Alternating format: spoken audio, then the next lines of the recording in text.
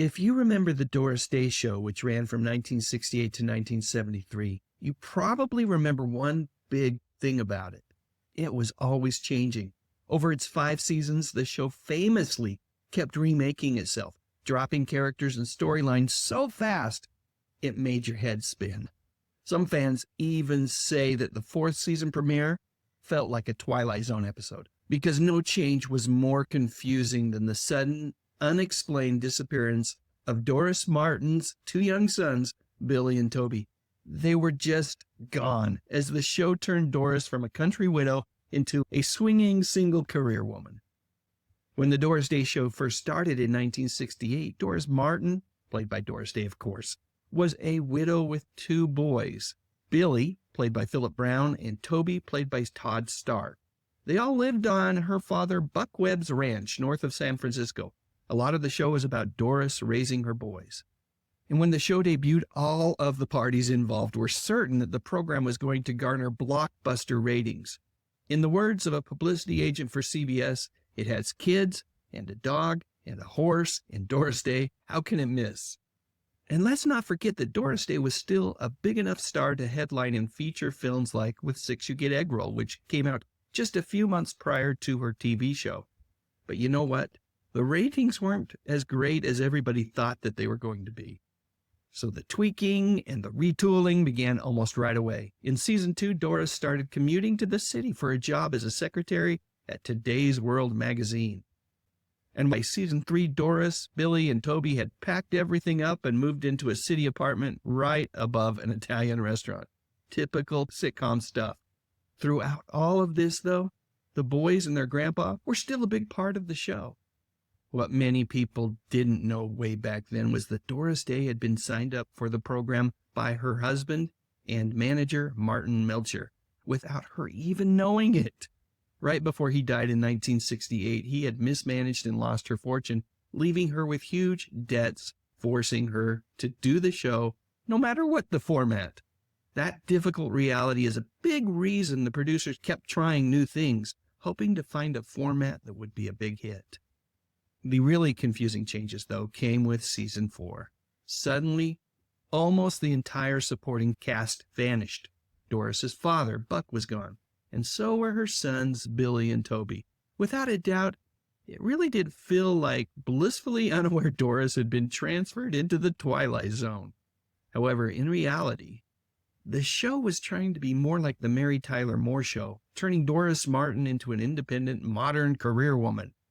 But the way they handled the kids was just plain weird. Starting in season 4, the boys just vanished into thin air. The show never, ever, ever explained what happened to them. They were never mentioned again.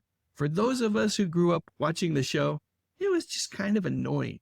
The kids were there, and then they weren't. Over the years, I've had a couple of fans of the show, including my mother, tell me that they seemed to remember something about the boys going away to school. But truthfully, I don't remember that line. Of course, it's been a while since I watched the show, but way back then, the networks really didn't care much about continuity. You see, we were still a few years away from VCRs and their ability to archive old TV shows, and CBS was just eager to forget everything that had transpired up until that 4th season. It has been well documented that they wanted to move away from rural comedies, a move that some of us old fogey TV buffs call the rural purge, and get to more adult city storylines. By season 4, Doris Day was the only original cast member left. Here's what Doris said way back then. "I'll miss all of them who won't be back this year. You become attached to people after working together for years, but that's the way it goes, and I'm very excited about the way the new show is going." Did you get that last part? She called it a new show.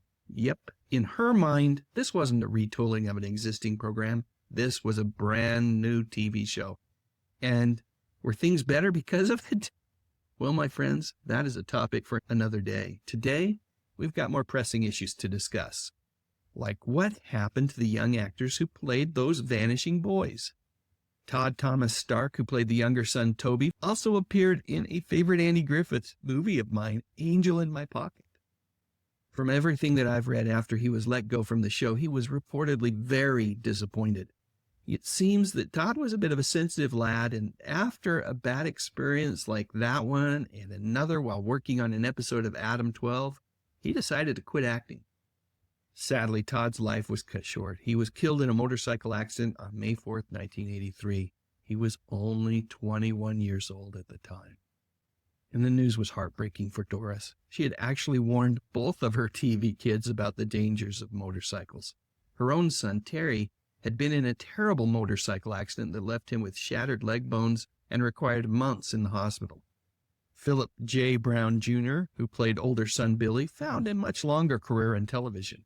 After his 3 years on the show, Philip kept right on acting. In the 80s, you may have spotted him as TV sportscaster Steve Kendall on the daytime soap opera Search for Tomorrow. And you could also find him on nighttime soap operas as well. He played Neil Kittredge on the Dynasty spin-off The Colbys and Brian Johnston on Knots Landing. Fans may remember that Brian was a bit of a psycho stalker on that show. And then in 1993, he was back to daytime television playing Buck Houston in Loving. These days, Philip mostly works in commercials. He is reportedly happily married and gives interviews from time to time where he loves looking back on his entire career, as well as his time as Doris Day's television son.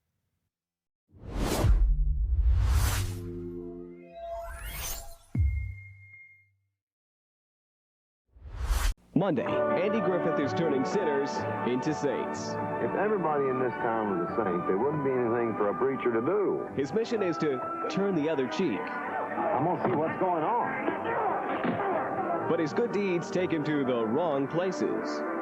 In our church, a musical instrument from a burlesque outfit. That leaves him looking for answers. I didn't know there was a stripper out there. In the heartwarming comedy, Angel in My Pocket, Monday night at 9 on TV 17. Who is the girl who makes the blues go away? She is the one who can brighten up your day. With eyes of blue and hair like warm sunshine.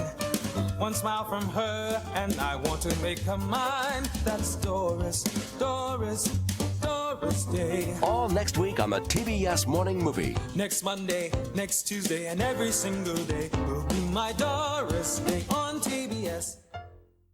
The new issue of RetroFan is out. You can preview it at tomorrows.com. You are special.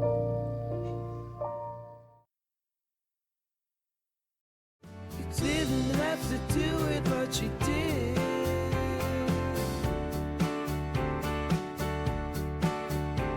So thank you very much for your support, for your support, for your support. Thank you very much for your support. Click on that thumbnail cause it's time to go. Dave's got the classics, let the memories flow. TV shows and movies that we all hold so dear.